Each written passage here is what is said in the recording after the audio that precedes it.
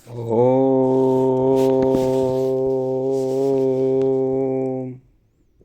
ओम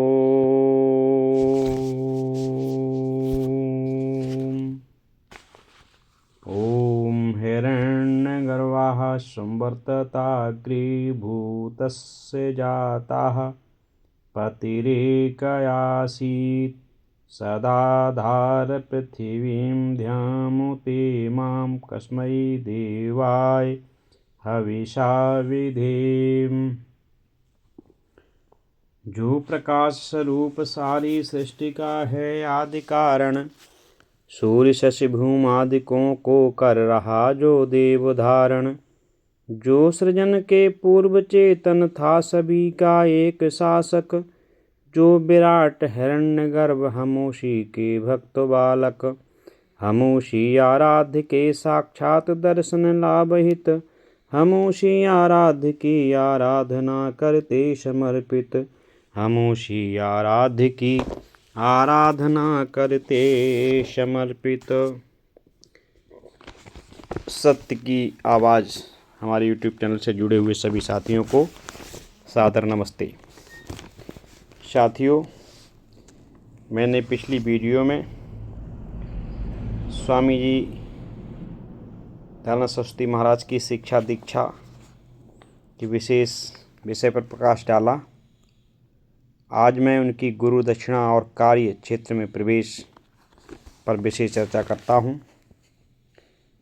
भाइयों, स्वामी दयानंद सरस्वती महाराज की शिक्षा और दीक्षा समाप्त हो गई थी, परंतु स्वामी जी का इस अंतिम गुरु से छुटकारा सुगम कार्य न था। स्वामी ब्रजानंद से अलग होना सहज नहीं था स्वामी जी के लिए। इस अद्भुत गुरु की गुरुदीक्षा भी अद्भुत ही थी। जब स्वामी जी की दीक्षा पूर्ण हो गई और अंतिम जो समय था, तो गुरुदक्षिणा का एक दस्तूर पूर्ण किया जाता है, गुरुदक्षिणा दी जाती है जब गुरु से अलग होता है शिष्य। दीक्षांत समारोह के अंतर्गत तो दीक्षांत के बाद में गुरुदक्षिणा का समय आया। स्वामी जी के पास कोई भी पदार्थ नहीं था जो दे सके, ना पैसा थे, ना आभूषण आदि किसी प्रकार का कोई भी साधन नहीं था। स्वामी महाराज त्यागी तपस्वी एक सन्यासी थे और पूर्ण रूप से शिक्षा प्राप्त करने के लिए समर्पित थे। उनका भोजन भी यत्र तत्र से पूर्ण होता था, परंतु उनके पास स्वयं का कोई भी धन, स्वयं की कोई संपत्ति नहीं पास में थी। जब गुरु ने गुरुदक्षिणा के रूप में कुछ पदार्थ देने का नंबर आया गुरु को, तो स्वामी जी महाराज कहीं से मांग करके कुछ थोड़ी सी लौंगे लाए और लौंगे स्वामी जी के सामने, स्वामी ब्रजानंद के सामने गुरुदक्षिणा के रूप में उपस्थित की। स्वामी ब्रजानंद ने लौंगों को हाथ में स्पर्श करके देखा, हाथ से स्पर्श करके जब देखा तो कहने लगे, हे दयानंद, गुरुदक्षिणा में थोड़ी सी लौंगे मुझे तुम भेंट कर रहे हो। मैंने तुम्हें इस समय वो विद्या दे दी है जो विश्व में किसी मनुष्य के पास आपके समान विद्याधन नहीं है। उस अद्भुत अद्वितीय विद्या, प्राचीन विद्या मैंने आपको दी है, उसके बदले में आप थोड़ी सी लौंगे दे रहे हो। स्वामी जी को लगा कि स्वामी जी को मेरे पास कुछ लोगों से विशेष पदार्थ दिखाई दे रहा है, इसलिए ऐसा कह रहे हैं। स्वामी दयानंद सरस्वती महाराज ने कहा, गुरुवर, मैं ये लौंगे भी कहीं से यथार्थ व्यवस्था करके लाया हूँ, मेरे पास ये लौंगे भी नहीं थी, और अगर आपको ये इसके अतिरिक्त मेरे पास कुछ भी दिखाई दे रहा है तो आप उसे मांगिए, मैं सर्वस्व देने के लिए तैयार हूँ। बस गुरु यही तो कहलवाना चाह रहा था अपने शिष्य से इसी दिन के लिए शिष्य को शिक्षा दी थी, दीक्षा दी थी। बड़े त्याग तप के साथ में समस्त विद्याएं उनके हृदय में उड़ेल दी। आज वही शिष्य ने कह दिया जिसे गुरु सुनना चाहते थे, कहा गुरु महाराज मेरे पास जो दिखाई दे रहा है, जो आपको दिखाई दे रहा हो, जो लग रहा हो, वह सब कुछ आपको सर्वस्व में भेंट करने के लिए तैयार हूँ, मांगिए। लोगों का अतिरिक्त कुछ भी आपको हमारे पास दिखाई दे रहा है। गुरु ब्रजानंद ने कहा, हे दयानंद, तुम्हारे पास वो है जो किसी के पास नहीं है। सब कुछ तुम्हारे पास है, परंतु मैं तुमसे तुम्हारे जीवन को मांगता हूँ, और वह इस देश के लिए मांगता हूँ, इस भारत माता के लिए मांगता हूँ। इस भारत माता सदियों से गुलामी की जंजीरों में जकड़ी हुई है। आप उठिए, इस भारत माता की दास्ता को समाप्त करिए। ये देश सदियों से महाभारत के पश्चात से अविद्या अंधकार में भटक रहा है। ये देश में सत्य के स्थान पर असत्य स्थापित हो गया है। इस देश में धर्म का स्थान अधर्म ने ले लिया है। इस देश में तमाम प्रकार की कुरीतियाँ, तमाम प्रकार के आडंबर, पाखंड फैला हुआ है। इस देश में नारी जाति की दुर्दशा हो रही है। नारी जाति को पढ़ने लिखने का अधिकार समाप्त कर दिया गया, पढ़ने लिखने से वंचित कर दिया गया। बाल विवाह हो रहे हैं, जिसके कारण नारी जाति की भारी क्षति हो रही है। सती प्रथा इस देश में हावी है, जिससे मातृशक्ति नष्ट हो रही है। देवदासियां बनाई जा रही हैं, वैश्यालय की शरण ले रही हैं। इसलिए इस मातृशक्ति का भी उद्धार कीजिए। हे दयानंद, इस देश में जो दलित वर्ग है, जो सेवक वर्ग है, उसकी उपेक्षा हो रही है, वह विधर्मी बन रहा है। आप चाहिए उनको पुनः गले लगाइए। हे दयानंद, वेद की विद्या लुप्त हो चुकी है। वेद गरणियों के गीत बताए जा रहे हैं। वेद को शंका सुर ले गया, ऐसा लोग व्यक्त कर रहे हैं। आज वेद के स्थान पर कल्पित पुराण, मानवकृत ग्रंथों को धर्म ग्रंथ मान लिया गया है, जिनमें अनेक प्रकार की अविद्याएँ, अनेक प्रकार की रूढ़िवादिताएँ, अनेक प्रकार की असत्य कथाएँ। इन सारे पुराणों में हमारे सभी महापुरुषों को बदनाम किया गया है। वेदों के विरुद्ध मिथ्या झूठी कथाओं को लिखा गया है, और इन पुराणों के माध्यम से देश की गरिमा घट रही है। कहीं अवतारवाद हावी है। निराकार निर्विकार परमपिता परमात्मा सर्वत्र व्यापक होते हुए भी लोग उसको नहीं समझ पा रहे हैं। जाओ दयानु सच्चे ईश्वर की उपासना में लगाओ, उस सच्चे ईश्वर को पहचान बताओ। सारे सच्चे ईश्वर भक्त इस सारे संसार को बनाओ। जाति पाति के रूप में ये देश में जहर घुला हुआ है। जाइए दयानंद, जाति पाति के जहर को, जाति पाति के रूढ़िवाद को समाप्त करिए। जाति क्या है इनको बताओ, और एक सच्ची जाति की पहचान बताओ। आकृति लिंग भेदा सा जाति, आकृति से लिंग भेद से जानी जाए वो जाति है। जिसका प्रसव अलग हो वो जाति है। मानव जाति एक है, मानी में मानव जाति एक है, और इसमें कोई अगर उपजातियाँ हैं तो वो दो हैं, पुरुष और स्त्री उसकी उपजातियाँ हैं। मानवों में ब्राह्मण क्षत्रिय वैश्य शूद्र ये जातियाँ नहीं हैं, ये चार वर्ण हैं और गुणकर्मों के आधार पर हैं। परंतु आज लोगों ने जन्म से इन वर्णों को मान रखा है। आज अयोग्य युग का स्थान ले रहा है, और योग्य अयोग्यों को का स्थान पर माने जा रहे हैं, अयोग्यों के रूप में माने जा रहे हैं। इस जातीय जन्म जातीय वर्ण व्यवस्था को ख़त्म करिए और कर्मणः वेद अनुकूल वर्ण व्यवस्था को लागू करिए।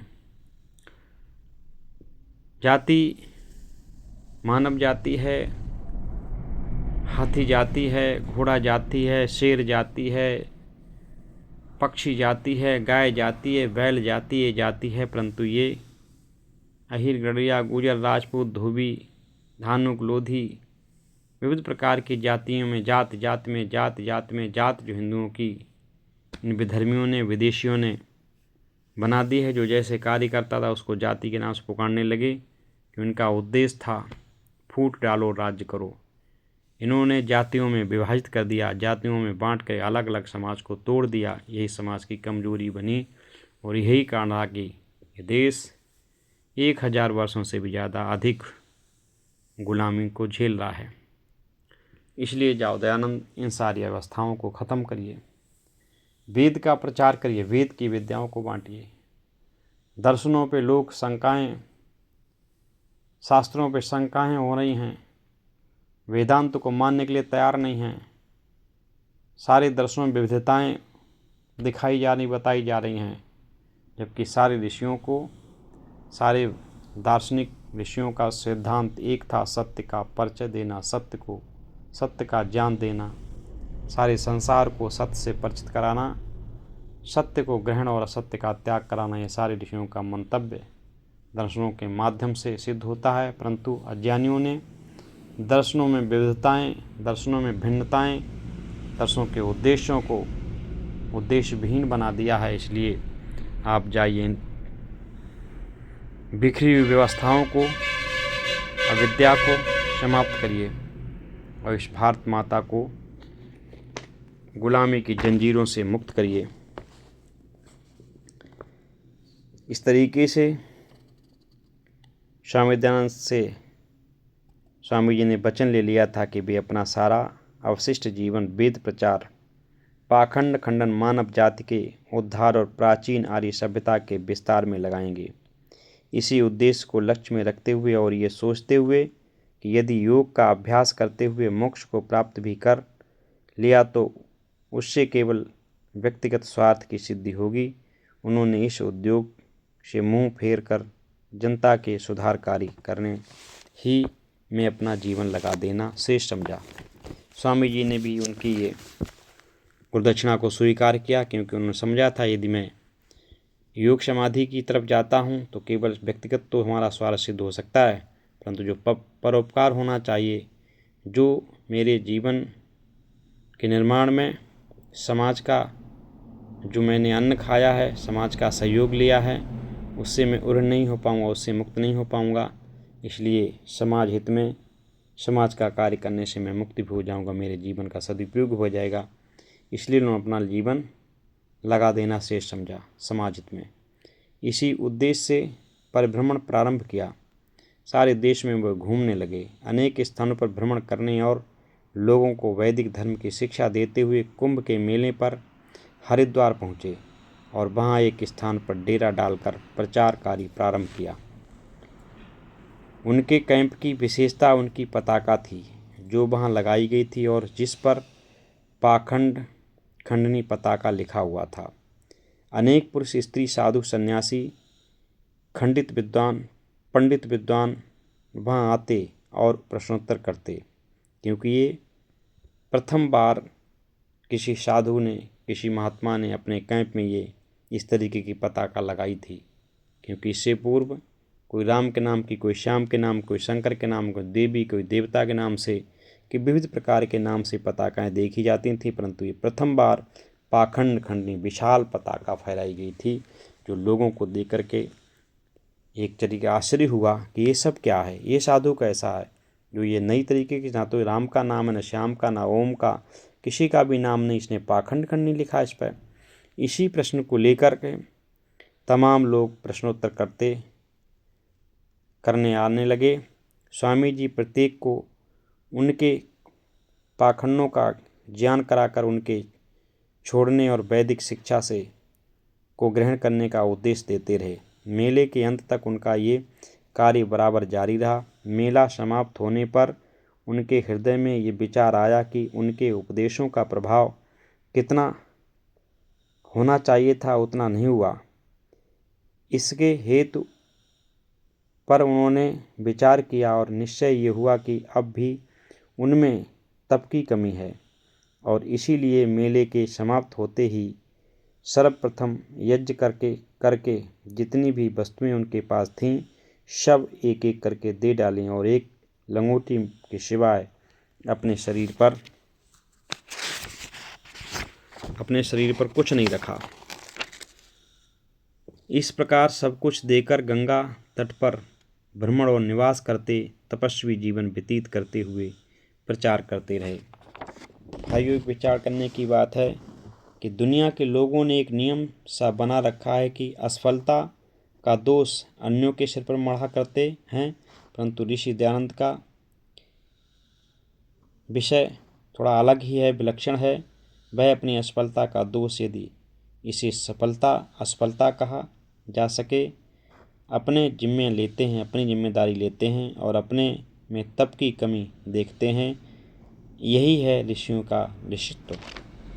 अधिकांश आज समाज में मानवों की उदारता, मानवों की मानसिकता क्या है कि अगर सफलता मिले तो वो उनके कर्तव्यों से मिली, असफलता अगर है तो दूसरों के कमी के कारण मिली।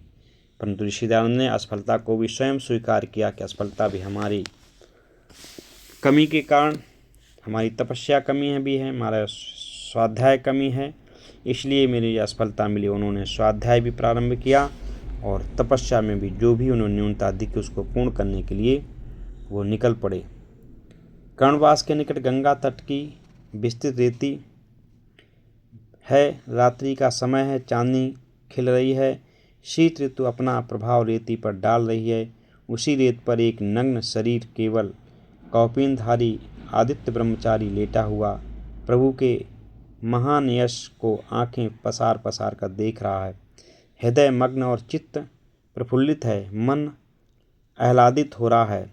ऋषि दयानंद के द्वंद्व से रहित स्वच्छ हृदय में कोई चिंता है तो आर्य समाज के भविष्य की कोई सोच है तो गिरे हुए भारत की कोई कामना है तो वेद प्रचार की। आह, कैसा अपूर्व दृश्य! इस तपस्वी ईश्वर के प्रेम में मग्न होते हुए भी मानव जाति के उद्धार की चिंता में निमग्न है। धन्य है भारत भूमि, धन्य है ऋषि मुनियों की जन्मदात्री भूमि, धन्य है वैदिक सभ्यता की प्रसार कत्री भूमि।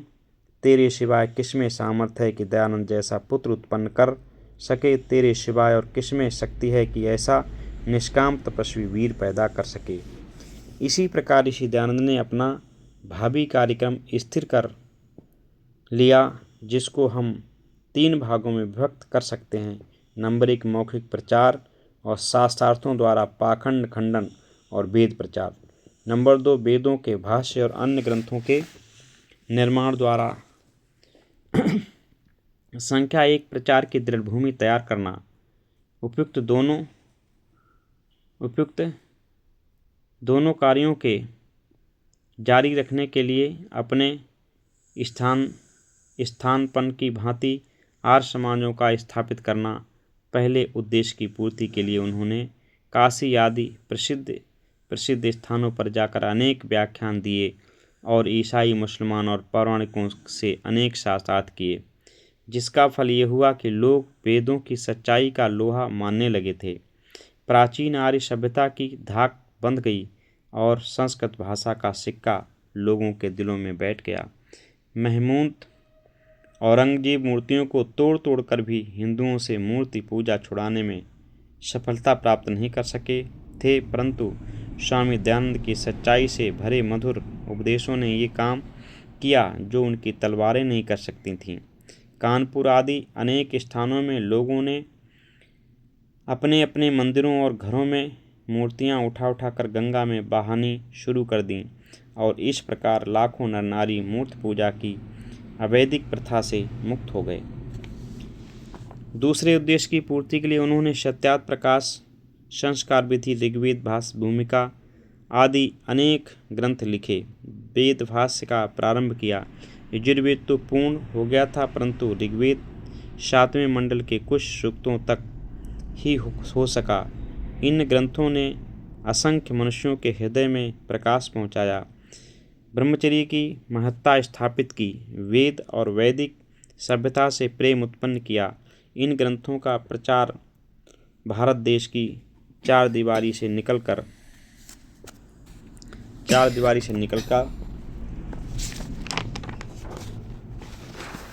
और अमेरिका आदि देशों में भी हुआ था। तीसरे उद्देश्य की पूर्ति के लिए बम्बई, आगरा, मेरठ, दिल्ली, अजमेर, लाहौर आदि अनेक स्थानों पर आर्य समाजों की स्थापना की गई। ऋषि दयानंद ने जिस उद्देश्य से आर्य समाजों की स्थापना की थी, आर्य समाज ने यथासंभव उन उद्देश्यों की पूर्ति के लिए यत्नवान हैं। इस अर्थ में वे ही स्वामी जी के सच्चे स्थापना पत्र हैं। ऋषि दयानंद ने अवशिष्ट जीवन इन्हीं तीन उद्देश्यों की पूर्ति में लगाया। उन्होंने उद्देश्य नंबर 2 की पूर्ति के लिए एक प्रेस भी खोला था, जो आजकल अजमेर में वैदिक प्रेस के नाम से प्रसिद्ध है। अपने रचे पुस्तकों के छपवाने आदि के प्रबंध और छोड़ी हुई संपत्ति को अनाथों की रक्षा और देश देशांतरों द्वीपांतर में वैदिक धर्म के प्रचार में लगाने के लिए एक सभा परोपकारिणी सभा के नाम से स्थापित की। वैदिक प्रेस आदि का प्रबंध इसी परोपकारिणी सभा के अधीन है। इस सभा के प्रधान उस समय श्री महाराणा सज्जन सिंह जी, उदयपुराधीश मंत्री पंडित विष्णुलाल मोहनलाल पांड्या और सभासद महादेव गोविंद रानाडे आदि सज्जन थे। इस समय इस सभा के प्रधान महाराजा गायकवाड़ सर सियाजी राव, बड़ौदाधीश और मंत्री श्री राजधिराज सर नाहर सिंह जी बहादुर शाहपुरा नरेश हैं। प्रचार के लिए भ्रमण करते हुए जोधपुर राज परिवार के सदस्यों के आग्रह से स्वामी जी जोधपुर पहुँचे। उन्हें राज प्रबंध से एक विशाल भवन में ठहराया गया। जोधपुर दरबार के स्वामी जी को दरबार में पधारने का निमंत्रण दिया। स्वामी जी दरबार की ओर गए। दरबार में उस समय एक वेश्या, जिस पर जोधपुर नरेश रीझे हुए थे, मौजूद थी। स्वामी जी के दरबार में पधारने का समाचार पाते ही दरबार से वेश्या को विदा किया गया। परंतु जब वेश्या की डोली चली तो जोधपुर नरेश ने भी इस विचार से कि डोली जल्दी चली जाए, घबराहट में डोली के उठाने आदि में सहारा दिया। इस अंतिम कृत्य को स्वामी जी ने देख लिया और बड़ी निर्भीकता के साथ वीर सुर से महाराजा को संबोधन करके कहा, राजा सिंह समान होते हैं। धिक्कार है यदि वे कुतिया सदृश वेश्याओं के पीछे दौड़ें। महाराज का सिर लज्जा से नीचे हो गया, परंतु वेश्या क्रोध से जल भुनकर लाल अंगारा बन गई। परिणाम ये हुआ कि उस वेश्या ने अपने सहायकों की सहायता से स्वामी जी को कांच अत्यंत बारीक पीसकर दूध में पिलवा दिया। स्वामी जी जोधपुर से रुग्णावस्था ही में आबू और फिर अजमेर पहुँचे, जहाँ कार्तिक वदी अमावस्या संवत 1940 बैक्रमी ठीक दीपावली के दिन वेद मंत्र का उच्चारण करके प्रसन्न चित्त ये कहते हुए, ईश्वर आपने अच्छी लीला की, आपकी इच्छा पूर्ण हो, अंतिम श्वास छोड़कर संसार से विदा हो गए। साथियों, इस वीडियो में यहीं पर अपनी वाणी को विराम देता हूँ। अगली वीडियो के लिए आप सबसे नमस्ते करता हूँ। अब अगली वीडियो में फिर मिलेंगे। धन्यवाद।